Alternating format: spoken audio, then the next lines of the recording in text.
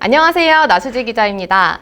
요즘 전기차 그리고 그 안에 들어가는 2차 전지에 대한 관심 정말 많으시죠? 오늘 이 영상을 끝까지 보시면 2차 전지가 뭔지에서부터 요즘 2차 전지가 왜 주목을 받고 있는지 2차 전지 관련 기업에 투자하는 ETF는 뭐가 있는지, 그리고 나는 어떤 ETF에 투자를 해야 되는지에 대해서 아실 수 있습니다.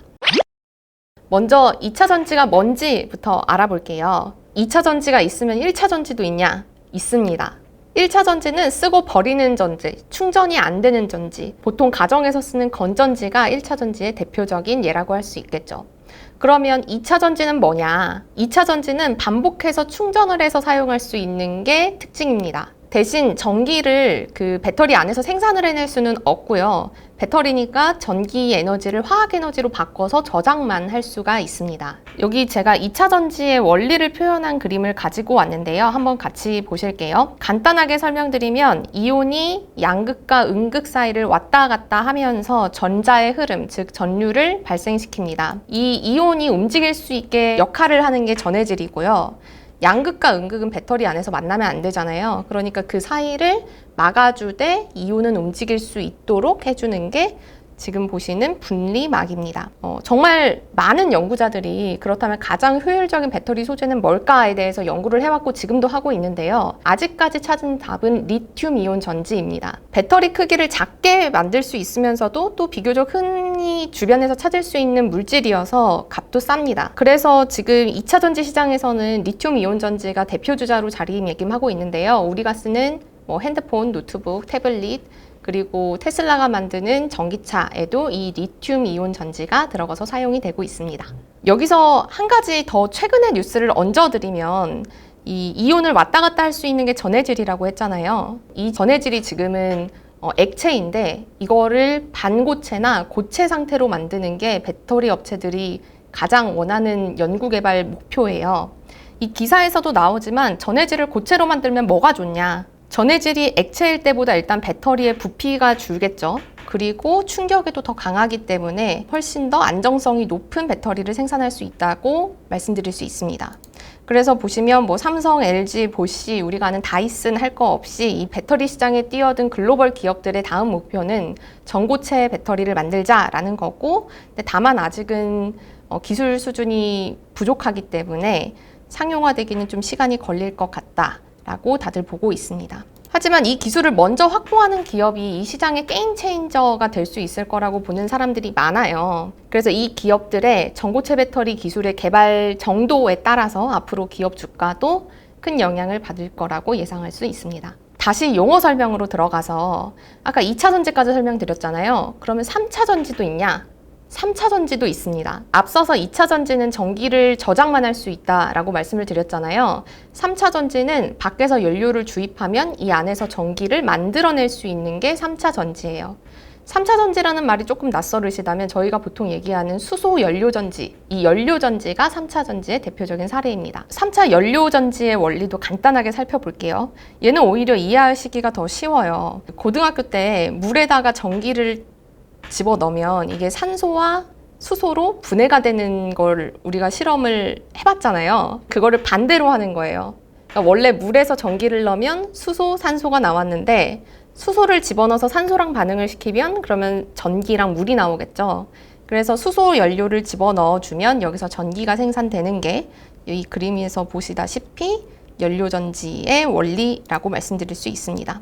여기서 알 수 있는 점은 우리가 보통 수소차, 전기차 이렇게 쉽게 말하지만 정확한 명칭은 전기차와 수소 전기차라고 부르잖아요. 그 이유를 여기서 아실 수 있는 거죠. 그러니까 수소차는 정말 수소를 넣어서 달리는 차가 아니고 수소를 집어넣어서 그걸로 전기를 발생시켜서 그 전기로 가는 차.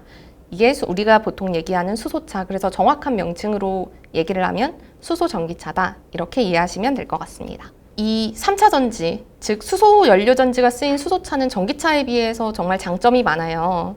첫 번째는 충전하는 시간이 정말 짧아요. 전기차는 저희가 핸드폰을 충전하듯이 기다려야 되는데 수소차는 휘발유를 집어넣듯이 수소를 주입을 해주면 됩니다.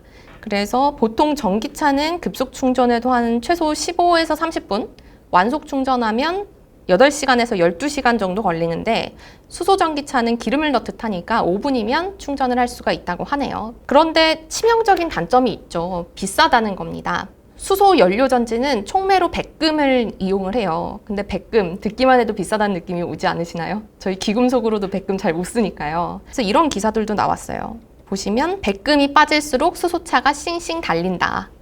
이 백금을 그러면 어떻게 뺄 거냐? 비싼 백금을 어떻게 뺄 거냐? 라고 보면 더 싼 물질을 찾아야 되는데, 그래서 최근에 주식시장에서 주목받았던 것 중에 하나가 그래핀이죠. 백금 대신 그래핀을 사용을 하면 이 수소전지의 가격을 낮출 수 있다. 그래서 그래핀 관련 주가 주식시장에서 주목받기도 했었던 거고요. 이렇게 수소차는 충전은 쉽지만 비싸다. 또 수소 충전소도 개설을 해야 되니까, 만들어야 되니까 여러 가지 어려움이 있다라는 단점이 있고, 이런 각각의 장단점 때문에 앞으로 전기차의 시대가 될 거냐, 아니면 수소 전기차의 시대가 될 거냐, 아니면 둘이 같이 혼용되는 시대가 될 거냐에 대해서 논쟁이 정말 많죠. 당장은 기술과 비용 측면에서 뛰어난 전기차가 테슬라를 필두로 시장에 먼저 안착한 모습을 보여주고 있고요. 그런데 얼마 전 수소 트럭 업체인 미국의 니콜라가 상장하자마자 엄청나게 급등을 했습니다. 아무래도 배터리 전기차에 비해서 수소 전기차는 무게를 가볍게 만들 수 있기 때문에 장거리를 뛰어야 되는 트럭, 이런 상용차 시장에서는 수소 전기차를 주목을 하고 있는 거고요. 그러면 승용차는 전기차로 가고 상용차 시장은 수소 전기차로 가는 거 아닌가? 라는 시장의 분석도 나오고 있는 상황입니다. 그러면 전기차로 가면 2차 전지가 흥하고 수소 전기차로 가면 2차 전지가 망하냐? 라고 하면 그건 아닙니다. 왜냐하면 수소 전기차에도 2차 전지가 들어가요. 수소차에서 시동을 걸자마자 바로 수소 연료 전지에서 전기를 빼다가 쓰는 건 한계가 있어서 2차 전지도 같이 들어가거든요. 또 자연에 생각보다 수소가 많지 않은데 이 수소를 얻으려면 에너지가 필요하잖아요. 그런데 수소 경제라는 거는 친환경을 컨셉으로 시작을 한 거고, 그러려면 에너지를 발생시키는 것도 풍력 에너지, 태양광 에너지 같은 친환경 에너지원에서 에너지를 얻어야 할 텐데, 이 발전을 위해서는 또 2차 전지가 필요합니다. 그러니까 결국 수소차든 전기차든 미래차로 간다라고 하면 2차 전지가 수요가 늘어날 수밖에 없다라는 결론을 내릴 수 있겠네요. 지금까지 2차 전지가 뭐고, 그러면 왜 이게 미래차의 핵심인가에 대해서 알아봤는데요. 그건 그렇다 치고 이 2차 전지 미래차에 대한 얘기를 하루 이틀 한 게 아닌데, 그럼 왜 최근에 주식시장에서 2차 전지 그리고 전기차가 주목받는 거지?에 대해서 말씀드리겠습니다. 국내 2차 전지주가 무조건 따라가는 주식이 있어요. 바로 테슬라인데요. 얼핏 생각하면 당연한 것 같으면서도 조금 희한하죠. 왜냐하면 테슬라는 배터리의 생산을 자체 생산 비중을 늘려가려고 하고 있어요. 그러니까 테슬라가 잘 나갈수록 오히려 국내 전지 업체들은 파이를 뺏길 수 있는 상황인데도, 테슬라가 잘 될수록 국내 2차 전지 업체들도 주가들도 오르는 상황이죠. 이건 아마 이런 경쟁 구도로 보기보다는 테슬라를 전기차 시장의 선두주자로 보고, 테슬라가 잘 되면 전기차 시장도 잘 된다라고 보고 투자에 나서고 계신 걸로 해석을 할 수 있겠습니다. 이렇게 국내 2차 전지 기업 주가에 큰 영향을 미치는 테슬라 주가가 최근에 엄청나게 뛰었어요. 오죽하면 한때 주가가 $1,000 넘었다고 천슬라라는 별명까지 붙었는데요. 사실 지난해 초까지만 해도 테슬라는 파산하는 거 아니냐라는 얘기가 나올 정도였습니다. 왜냐하면 선제 투자를 정말 과감하게 많이 했고, 또 미중 무역 분쟁 때문에 갈등이 있었잖아요. 미국 기업인 테슬라가 중국에서 차를 팔기 힘들어지는 거 아니야? 라는 의심이 많았거든요. 그런데 올 들어서 중국 내 판매를 시작한 모델 3가, 테슬라의 모델 3가 생각보다 너무 잘 팔리는 거죠.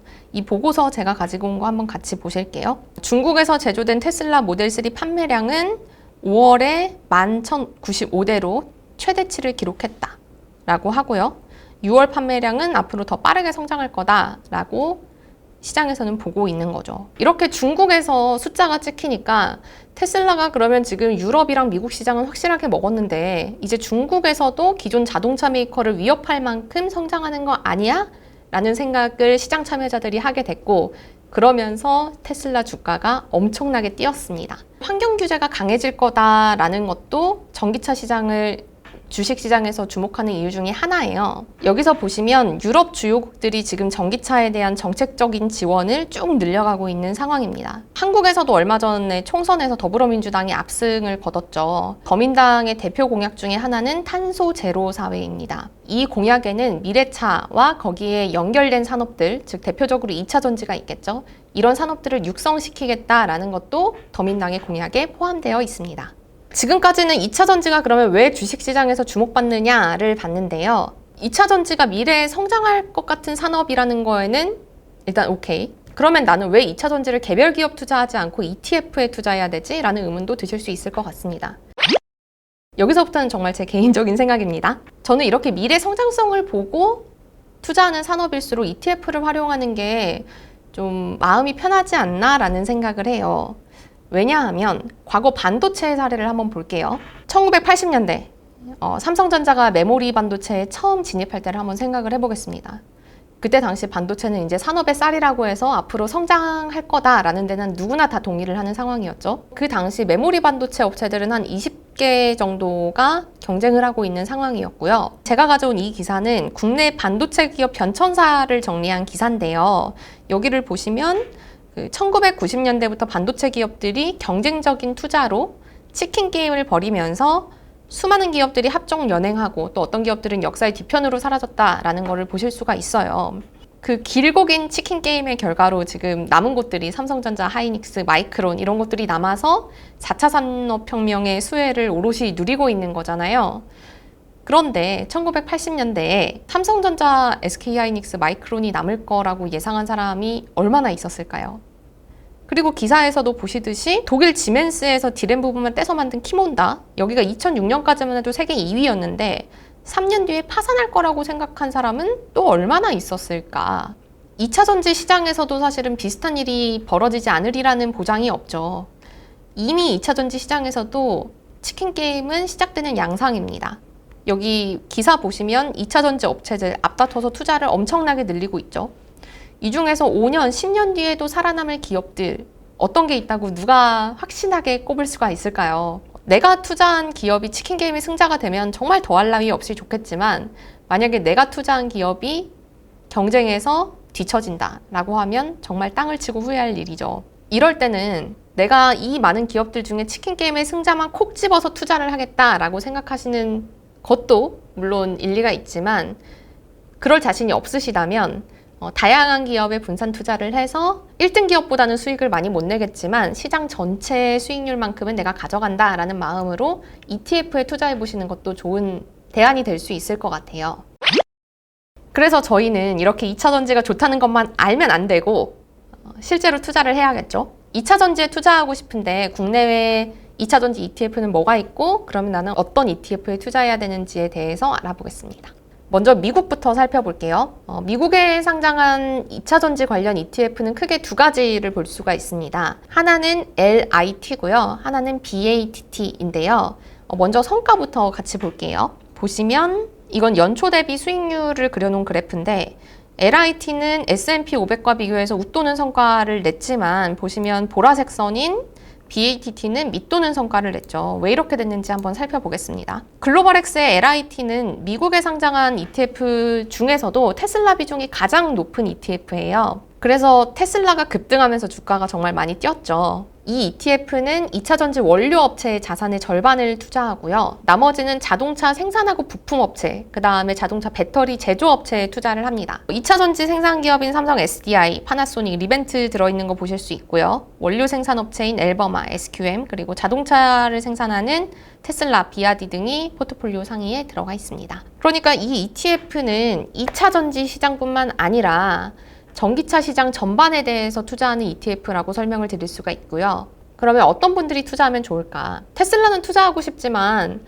그렇자니 너무 올라서 천슬라인데 투자하기는 조금 부담스럽다. 하지만 테슬라를 아예 외면하기는 조금 어렵다. 그런 상황이시라면 테슬라 비중을 높게 가져가면서도 또 전기차와 2차 전지 기업에 분산 투자하는 LIT를 투자 대상으로 고려해 보실 수 있을 것 같습니다.